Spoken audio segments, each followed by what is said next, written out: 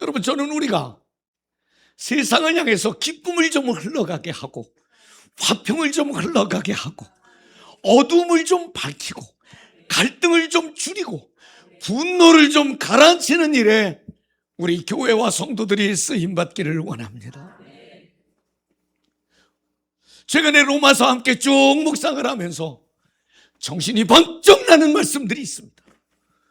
죄, 죽음, 심판, 암울한 단어이지만 그리스도, 보혈, 믿음, 그러면 의롭게 우리를 의인 삼아주시는 하나님의 말씀, 너무너무 행복한 말씀인데 이 말씀을 쭉 읽어내려가다 보니까 성경에 똑같은 단어가 장이 바뀌면서 기록된 말씀들이 여러 군데 있는데 로마서 6장 1절 시작하면서 이런 말씀이 있습니다. 그런즉 우리가 무슨 말을 하리요? 은혜를 더하게 하려고 죄에 거하겠느냐? 은혜가 있다고 자꾸 죄 짓겠느냐? 그럴 때에 그럴 수 없느니라. 제가 옆에 영어로 써놨어요. By no means. 결단코 그런 일은 일어나지 않습니다. 야, 얼마나 단호한지. 아무리 은혜로 용서받아도 우리 그리스도인은 죄 아래 머물 수 없다. 그런데 11장 1절 여기 보니까 그러므로 내가 말하노니 하나님이 자기 백성을 버리셨느니라. 버리셨느냐? 여기 또 그럴 수 없느니라. 여기 또 by no means. 결단코 그런 일은 일어날 수 없다. 사도 바울이 복음을 전하면서 믿음으로 구원을 받는데 가장 안타까워했던 것 중에 하나는 유대인입니다. 예배도 드리고 11조도 하고 어려운 사람도 돕고 금식도 하고 성경도 들고 다니고 자기들은 율법을 지키는 것을 소중하게 여겨서 율법을 지켰으니 하나님의 백성이라고 생각하는 사람들에게 사람의 의의가 중요하지 않고 하나님의 의의는 예수 그리스도를 믿는 믿음인데 하나님의 의의를 받아들이지 않는 자기 백성을 생각하면 너무 마음이 아프다고. 로마서 10장에 구원받지 못한 내 형제, 내 동족, 나는 너무 마음이 아프다고. 그런데 내가 내 형제들이 구원받는 길이 있다면 나는 하나님에게서 이름이 떨어지고 내가 저주를 받는다 하더라도 나는 내 형제들을 살리고 싶다. 이렇게 복음의 열정을 고백하고 있습니다. 영혼이 얼마나 귀한지. 그럴 수 없느니라. 저는 이 사도 바울의 이 복음을 향한 열정, 영혼에 대한 열정, 하나님 섬기는 것에 대한 열정. 여러분, 제가 맨날 열정이 기적을 낳습니다. 열정이 사람에게 행운이 옵니다. 열정이 사람에게 막 이러고 다녔잖아. 그런데 어느덧 그것은 내 언어에 불과하고 내게는 바울과 같은 내가 저주를 받을지라도 내가 하나님에게서 떨어질지라도 내 영혼이 구원받아야 한다는 이 복음의 열정이 식은 것이 얼마나 죄송하든지. 그래서 오늘은 저를 향한 설교 제목이에요. 너 맨날 열정이라고 말하고 살았지? 아니요. 진짜 열정. 그리고 진짜 열정으로 살아야 혀. 이건 저를 위한 설교 제목이기도 합니다. 한번 따라하겠습니다. 열정이 기적을 낳습니다. 한 번 더 하겠습니다. 열정의 사람에게 행운이 옵니다. 기회가 옵니다. 뭐 성경은 아니지만 아멘. 인류 역사의 한 획을 그은 사람들, 긍정적인 영향력, 역할을 끼쳤던 사람들, 많은 유익을 남겼던 사람들, 이 사람들의 공통점은 열정이었습니다. 열정이라는 말은 집중한다는 말이고 미쳤다는 말이고 중독됐다는 말입니다. 세상 사람들은 세속의 세상에, 세상 가치에 집중하고 미쳐 있습니다. 그리스도인들은 어디에 미쳐 있나요? 여러분은 어디에 미쳐 사나요? 적어도 그리스도인들은 하나님의 은혜, 하나님의 사랑, 하나님의 약속, 하나님의 말씀, 아멘 할 때까지 할 거니까 하나님의 축복, 여기에 미쳐 살아야 되는 거 아닙니까?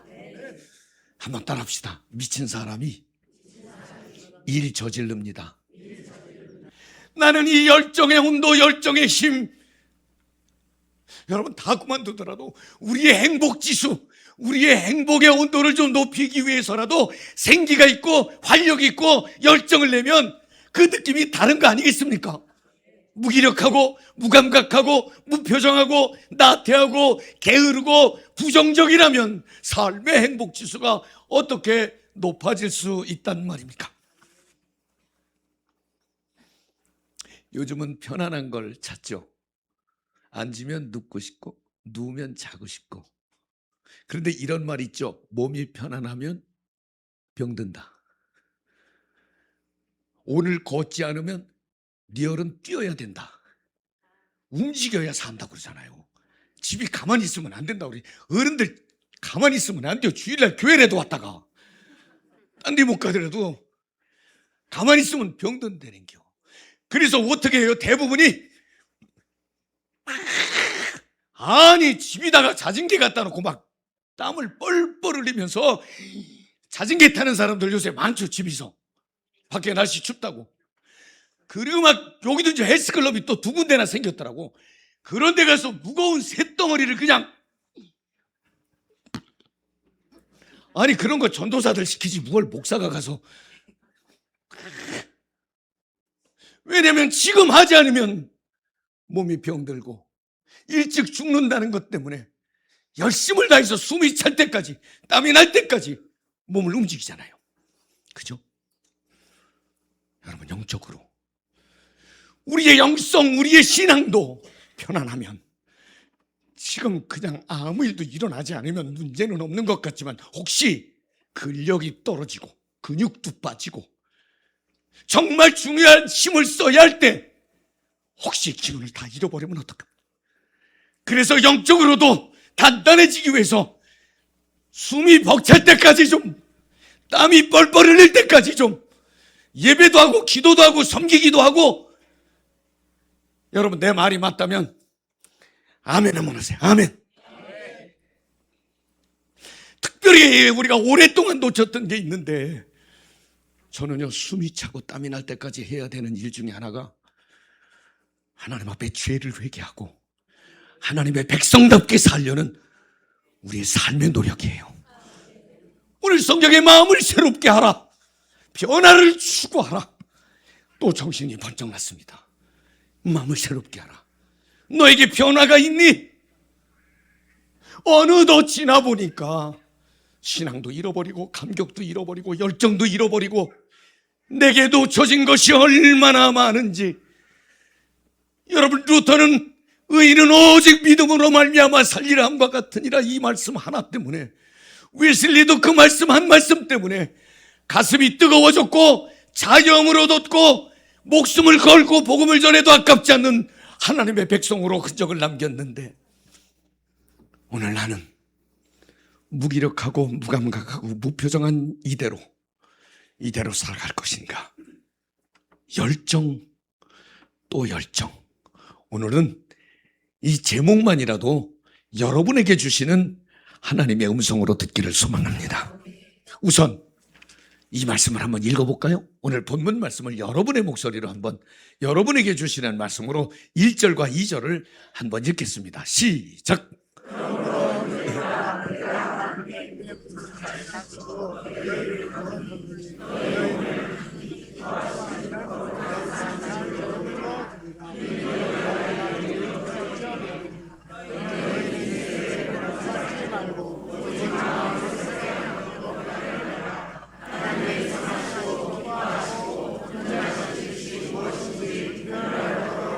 아멘. 바울은 1장부터 11장까지는요, 죄, 죽음, 심판, 거기서 구원받고 거기서 하나님의 백성의 자녀로 인정받는 믿음, 예수님의 보혈, 이걸 강력하게 주장을 해요. 이론을 말하고 있다면 로마서 12장부터는 의롭게 된 하나님의 백성이 어떻게 살아가는 것이 맞느냐, 실천적 의지를 우리에게 요구하고 있어요. 그런데 그 중에 오늘 첫 번 주신 말씀이 너희 몸을 거룩한 산 제물로 하나님께 드려라. 하나님의 창조 질서와 성경적 가치관에서 벗어나는 삶을 살지 않도록 거룩한 산 제물이 돼서 하나님을 예배하라. 여러분, 이 말씀이 좀 이상하지 않습니까? 모든 제사의 제물은 산채로 제사 지내지 않습니다. 다 잡습니다. 죽여서 제사를 드리게 되어 있습니다. 그런데 여기서 산제물로, 거룩한 산제물로 하나님께 예배하라고 그럽니다. 이 말씀을 쓰게 된 배경을 우리가 조금 생각해 본다면, 당시 교회가 박해받을 때에 예배를 드리다가 사실은 군인들이 쳐들어오기도 하고 유대인들이 쳐들어오기도 하고 와서 예배가 망가지고 잡혀가기도 하고 처형당하는 사람도 있었습니다. 이때 예배하던 사람들은 내가 마지막 예배를 드리는구나. 내가 몸으로 예배드리는 것은 이게 마지막이구나. 다시 말하면 순교자의 심정으로 예배를 드렸다고 하는 것입니다. 산 제물로 하나님께 예배를 드리라고 하는 말을 쓴 사도 바울의 배경이 거기에 있습니다. 너의 몸을, 여기서 말하는 몸은 헬란말에 소마라는 단어를 쓰고 있는데, 이것은 이 육체 몸뚱이만 말하는 게 아니고 생각, 말, 사람 관계, 시간, 미래, 이 모든 삶의 모든 것들을 포함해서 하나님 앞에 거룩한 제물로 예배를 드리라는 거예요. 예배는 여기서 예배가 다가 아니라 여기 성전에서 드려진 예배자가 집에 가서도 직장에 가서도 예배자의 거룩함을 유지하며 서라고 하는 것입니다. 이 세대를 본받지 말라. 세상은 난 손해보면 안 되고, 나부터 살아야 되고, 남보다 앞서야 이기고, 세상 가치는 그런 것들인데 너는 그렇지 않아. 하나님 앞에 거룩한 산 제물이야. 죽지 않는 제물이야. 매일 드려지는 제물이야. 하나님이 매 순간 너와 함께 있어. 그래서 너는 거룩한 존재야. 거룩하다는 말이 무슨 뜻입니까? 구별됐다는 말이잖아요. 여러분이 구별됐다는 말은 다르다는 말이잖아요. 달라야 돼요. 정말 성도는 달라야 돼. 여러분, 하나님은 우리가 거룩한 삶을 추구하기를 원하는 것입니다. 근데 사실은 이 세대를 살아가는 사람들에게 거룩하다는 말은 굉장히 낯선 단어일 수도 있고 낯선 개념일 수도 있습니다. 왜냐하면 다 세속화되고 거룩하다는 말이 어쩌면 불편하고 좀 거추장스럽게 느껴질 수도 있어요. 신앙생활을 하더라도 우리 잘 쓰는 말 중에 유연성, 플렉서블하다 그러잖아요. 유연함이 있어. 신앙생활도 아이고 뭐 적당히 타협하고 어접는 튀지 말고 막 그렇게. 여러분, 그렇지만 거룩함을 포기하면 소금이 짠맛을 잃은 것과 다르지 않습니다. 거룩함을 잃은 성도는 보기 싫습니다. 문의는 교인인데, 여러분 저 어디 가면 다 목사님이냐고 물어봐요. 근데 목사 같아야죠. 2대8 가르마 탓하고 목사 같아서 어떻게 해요? 그 사람에게서 나오는 품격이 목사여야지.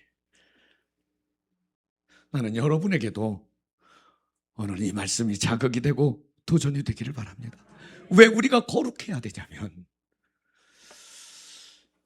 여러분 출애굽기 3장에 하나님께서 모세를 부를 때에 느닷없이 하나님께서 모세에게, 모세야, 네가 선 땅은 거룩한 땅이니 신발을 벗어라. 아니 아까 서 있는 거하고 지금하고 뭐가 다른데 거룩한 땅이래. 네가 서 있는 땅은 거룩한 땅이니 네 신발을 벗어라. 왜 그랬어요? 왜 거룩한 땅이에요? 하나님 앞에 서 있다는 뜻이에요. 하나님 앞에 서 있는 사람은 거룩한 모습으로 서야 한다. 구별된 모습으로 서야 한다는 거예요.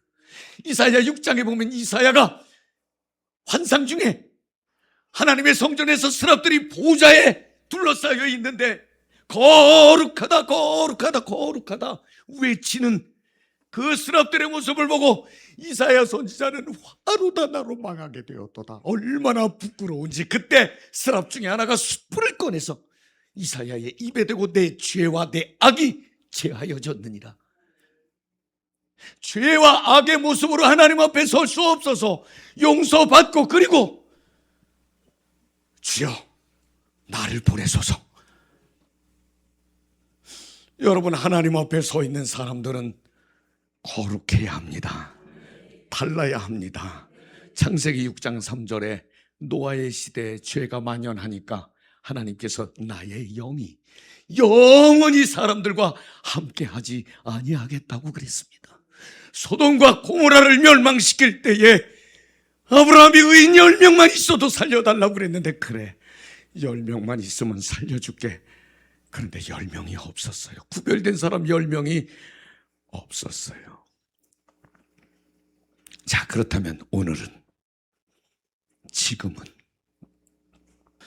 여러분, 진짜 우리는 예배 끝나고 국회에 가서, 시장에 가서, 직장에 가서 거룩한 예배자로 서야 그게 맞는 거예요. 쉽지 않아. 그러니까 사도 바울이 오라 나는 곤고한 사람이로다.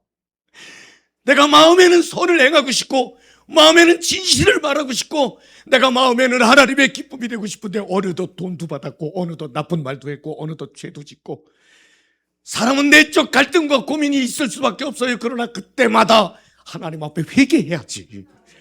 구별된 삶을 살려고 철저히 회개해야지. 그냥 그렇게 은근슬쩍 넘어가서야 되겠습니까?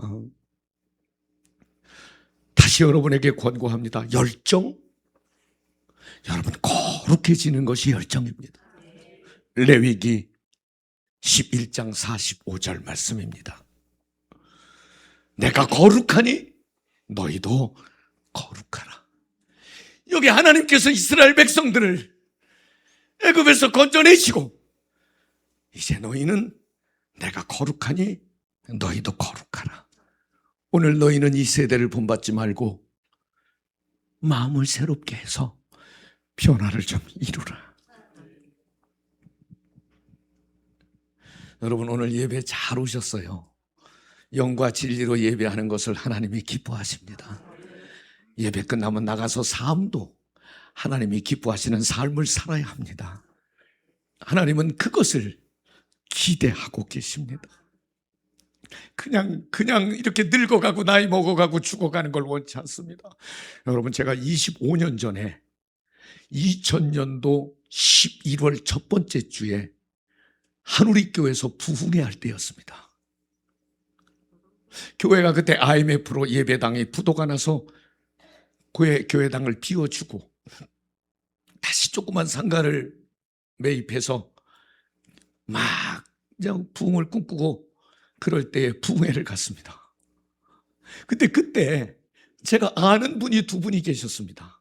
여기 대운교회를 섬기다가 상계동에 이사를 가셔서 연세가 82세, 84세 할머니 권사님들이셨는데, 거기서 여기 올 수가 없어서 그 교회 집 앞에 있는 한우리교회를 출석하시던 그 할머니들, 남편은 두 분 다 안 계시고 혼자 계신 두 자매 할머니들이 부흥회 하면 부흥회 때 이렇게 헌금을 강대상에 올리고 헌금에 기도 제목도 쓰고 그러잖아요. 근데 그때 이 할머니들의 기도 제목이, 하나님, 이대로 죽을 수 없습니다. 나를 변화시켜 주세요. 하나님, 이대로 살 수 없습니다. 나를 변화시켜 주세요. 야, 25년 전에 84세 할머니, 82세 할머니가 이대로 죽을 수 없다고, 이대로 살 수 없다고, 나를 변화시켜 달라고, 주님을 위해, 복음을 위해 무엇인가 하고 싶다고. 그리고서는 그분들은요, 성찬할 때 성찬 그 술을 그들이 준비를 하고, 예배 시간에 이 물을 떠다 강단에 놓는 일을 하고, 다른 건 못해도 이 강단 청소는 저희가 하겠다고, 어떻게 해서라도 그냥 시간을 보내지 않고 하나님 앞에, 교회 앞에, 사람들 앞에 무언가 해보고 싶어하는 어른들을 보았습니다. 나는 여러분에게 세상을 열심히 살아가는 거 굉장히 복된 일이고 멋진 일이지만, 나는 복음을 위해, 영혼을 위해 여러분 교회를 섬기는 일에도 열정을 가지시기를 바랍니다. 여러분 숨도 차보고 땀도 좀 흘려보고 그 열심을 가지고 살아내는 건 정말 의미 있고 가치 있는 삶이 아니겠습니까? 오늘 저는 이제 설교의 결론을 지으려고 합니다. 의로운 하나님의 사람들에 대한 이론은 11장까지 다 말씀을 하고 11장에 어떻게 그리스도인의 삶을 성경적 가치관을 가지고 창조 질서와 섭리를 어긋나지 않는 삶을 살아내겠느냐 하면서 제일 먼저 거룩한 산제물이 되라는 사도 바울의 말씀을 오늘 논지로 잡았습니다. 이 사도 바울이 오늘 12장 9절, 10절, 11절에 이렇게 말씀하십니다. 여러분 한번 읽어주실래요? 시작.